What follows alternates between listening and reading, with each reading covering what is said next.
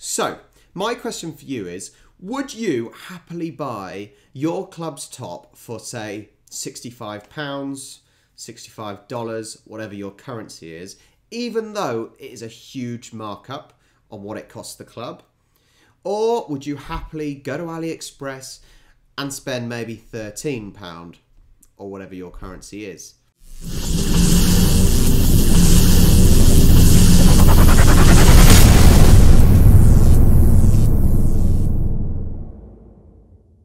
So, is it worth buying Chinese fake jerseys anymore? Here I have two almost identical Manchester United jerseys. Okay, I'm going to do the best to try and spot the differences with these shirts. One of them is real and one of them is fake. But can you tell the difference between the two? Ninh explains how to save yourself a crap load of money by buying fake sports jerseys. So, as sports fans, we know that if we're to buy jerseys, they're going to cost an arm and a leg. Yes. And also remember, especially in football, soccer, the Premier League, the clubs have now decided to have a new shirt every year. And bear in mind, people buy them. They'll moan about these big business owners taking over their clubs, but don't worry, they will keep buying every new shirt that gets released. And effectively, they're just glorified t-shirts, so I don't understand why they're so expensive. I know teams have to make money somehow, but come on. I mean, look at the price of these things. 65 quid. And bear in mind, it is literally a red t-shirt. It is a red t-shirt with a few prints on it. That is all. And yes, technically, I already made a video about this, like a couple of years ago. And in the couple of years since I last made that video, a lot of stuff has changed. Quite literally. Chinese counterfeiters are... No, hang on. One's real and one's fake. Well, the sleeves were slightly different. Look, that's got a different texture to the sleeve. That's slightly over the red a little bit more. The badge on the fake one's a little bit smaller. The B looks slightly different. Yeah, that's all I got for you there. Are getting extremely good at what they do. So good, in fact, that most of the time you can't actually tell the difference anymore. No. So let's see if you can spot the difference. As I said in the intro, we have two Manchester United. Okay, two Man United. Bear in mind it's on a camera, it's hard to see. The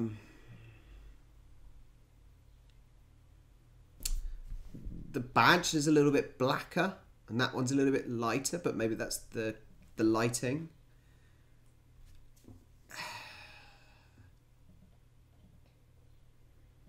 That's all I got for you. That's all I got for you. Shirts from this season. One real or one fake. But which one is which? Let's see if... The black there is thicker than the black there. you can spot the difference. Okay, so first impressions, they look virtually identical. The colours are virtually the same. The one on the left has a slightly more orangey hue, and the one on the right has a slightly more scarlety hue. If you say so. But if you to compare them side by side indoors, they look virtually identical. The stitching is about the same for both jerseys. It's the same. And if you look carefully at the crest, you can... The one on the left, that looks a little bit crisper. Looks like it's cut slightly crisper. And you see that the yellowy, goldy, bronzy, whatever colour is sort of flowed over a little bit. And it looks a little bit untidy there. You can see that the one on the left has a thicker crest than the one on the right. But on first impressions, they look virtually identical. The sponsor logos are... But say this time, just from the camera, that looks a lot smoother. The outline of that is a lot smoother, whereas this one, you see it kind of goes over the line slightly. pretty much identical. That to goes both. against what the first... The embroidery for the Adidas logo, well, Looks the the one same. on the left has a thinner logo. I think the right one might be the fake. There is... So what I think they do is they have... That looks like they've got some white... Just some white material underneath. And you can see the white is poking out. I think the left one is the real one. Than the one on the right. Would you notice from a distance? And if you were to look carefully, the print, the ironed-on prints that they've added to this season's jerseys are actually thicker on the one on the right. A closer look at the material, and they're both pretty much exactly the same pattern, exactly the same smell. They look virtually identical. The only other noticeable difference is that the one on the left has a slightly thicker collar and sleeves than the one on the right. But ultimately, if you were to compare these two side by side, there's virtually no difference. So, can you actually spot the difference yourself? And furthermore, can you tell which one is fake? I think the one on the left was the real one. Cue the Jeopardy music. Yeah. One on the left was real. Okay, time's up. If you said that the one on the left was fake, you'd be wrong, because the one on the left is a real one. I was right. And the one on the right is a Chinese fake. But here's the thing, there's virtually no difference between them anymore.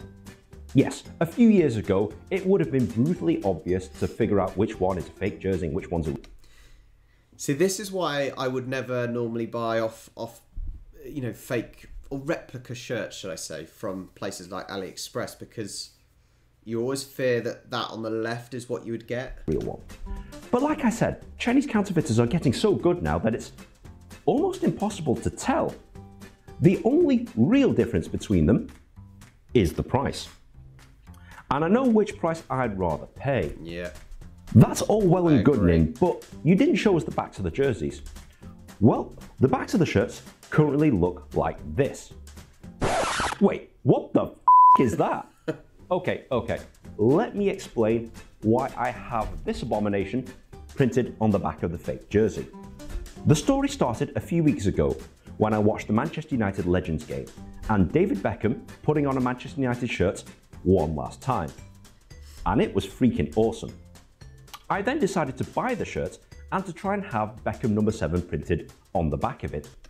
God, I love Peter Schmeichel. What a goalkeeper he was. Like, you know, every other fan. So I went to the United Megastore and I bought the real shirt for, I think it was £65. I then took it from the Megastore cashier to the Megastore printing section to have it printed with David Beckham number 7 on the back of it, where they proceeded to tell me, no. What do you mean, no? What? No, we can't do it. And why not? Apparently, Mr. Beckham has had his name copyrighted. Now, how can you have your name copyrighted? So basically, surely no one is allowed to be called David Beckham. No one in the world, other than the footballer, the ex-footballer David Beckham, no one else is allowed to be called David Beckham because it will breach his copyright. Is that what that means? How can you copyright a name? There's just two things wrong with that. Number one, there are companies out there that currently do that, so I'm not entirely sure why Manchester United can't do that. But secondly, they refused to sell me the lettering so that I could do it myself. I don't get that. That's ridiculous. I mean, if people want Beckham number 7 on the back of their shirts, they'll get it one way or another, whether you sell the letters or not. So I'm not entirely sure why they decided to have this stance. I know from a legal standpoint, this might put them in hot water. But honestly, how is he ever going to know that I had this printed at the Megastore as opposed to some other company online? The reason why I have this monstrosity printed on the back of this shirt is because this is proof positive that you can have anything printed on the back of a shirt. Hang on, let's just check this. Fuck you, mister. Kekistan. Suck it. Wide ass. The Germans. That's a good one. Glory Hunter. That's a good one for Man City. Me so horny. Lovely. Anywhere in the world except Manchester United. I don't understand that. From a legal standpoint, yes, but why would you not sell the letters? Keep your fans happy. So instead, I have the number 7 printed on the back of it, and I will find the letters somehow. I will have his name on the back of my shirt, whether you like it or not. In hindsight, guys, if I'd have known that they would have dug their heels in and not printed the word Beckham on the back of my shirt, I just would have bought a fake one. Because, quite frankly, there's no difference. There's virtually no difference between them, and the quality of these things are so good now that you can have anything printed on the back of a shirt. Yeah. And it would cost you about a fifth, possibly even less than that, fully shipped from anywhere in the world to your doorstep.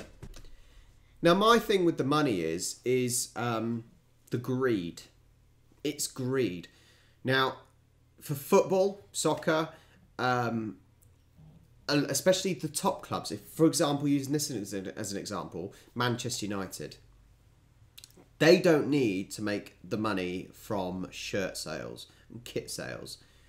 They are greedy. £65 for a shirt. Now, you could get, and I've seen it from Southampton shirts.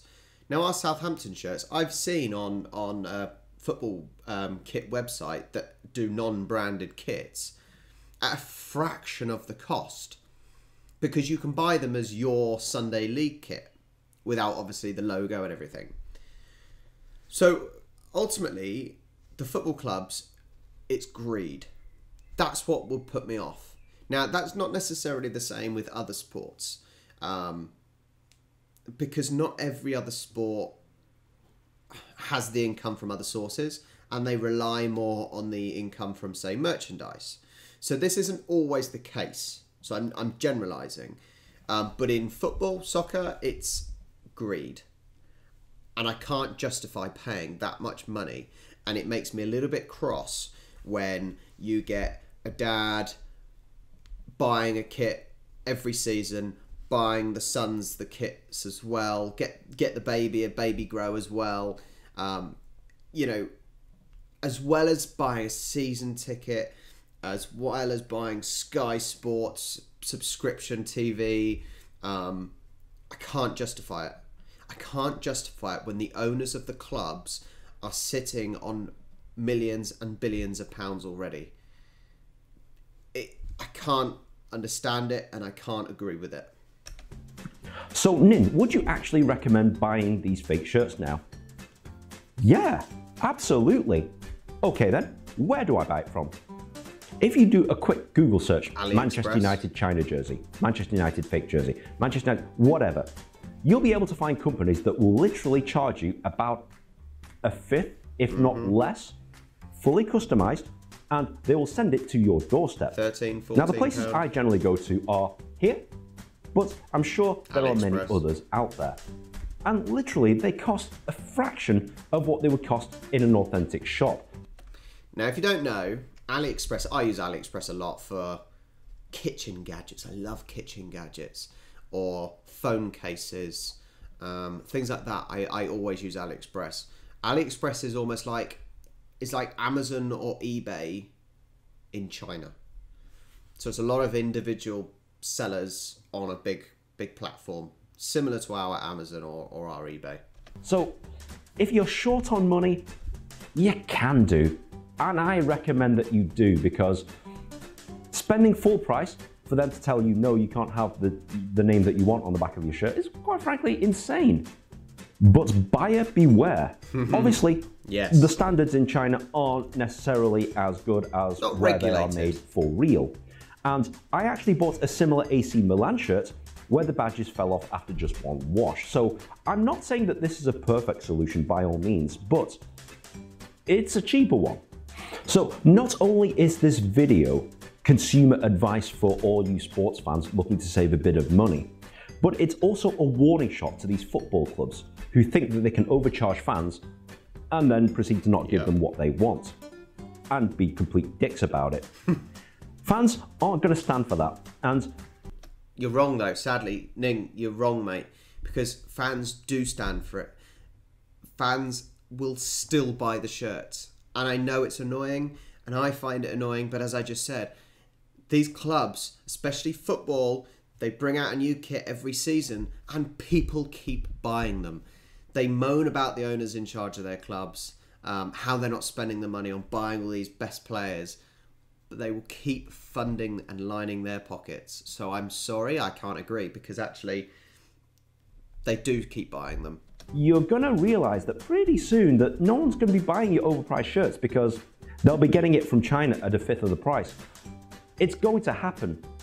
Overall, if you are a sports fan and you want to support your team by wearing their shirt, jersey, etc., and you don't want to pay the extortionate prices, buying them at Chinese counterfeiters, it's a viable option. As you could tell from the test, there's no real difference between the two anymore. So if I were you, I'd save your money and start buying them from China, not your authentic club store. By the way, if you do see me at Old Trafford next season wearing this, feel free to come up to me and say hi. We'll get a beer or something before the game or whatever. And I look forward to hearing your thoughts in the comment section below. So, I'm going to reiterate the statement. If you're a supporter of one of these big clubs in football, for example, and there might be very rich owners and clubs in other sports, don't buy their shirts. I will say that, don't buy their shirts. If you want their shirt, go to AliExpress, buy a shirt from there. Bearing in mind, you know, you've got to be careful with the quality, look at the reviews and things, and especially if there's pictures, but don't buy their shirts. However, if you support, even in football or another sport that isn't as wealthy, and that club relies on the money from merchandise, then please do buy their shirts. The money that you spend will go a lot further for those clubs, and it will really help them. Okay, so I've put it both ways. Now I'm going to put you another point. Okay. Now, I bought a shirt the other day, and I call it a shirt. It's an AFL shirt, and the AFL fans call it a Guernsey shirt. Can you tell me, is this fake or is it real? There we go. Can you tell me if that is fake or is it real?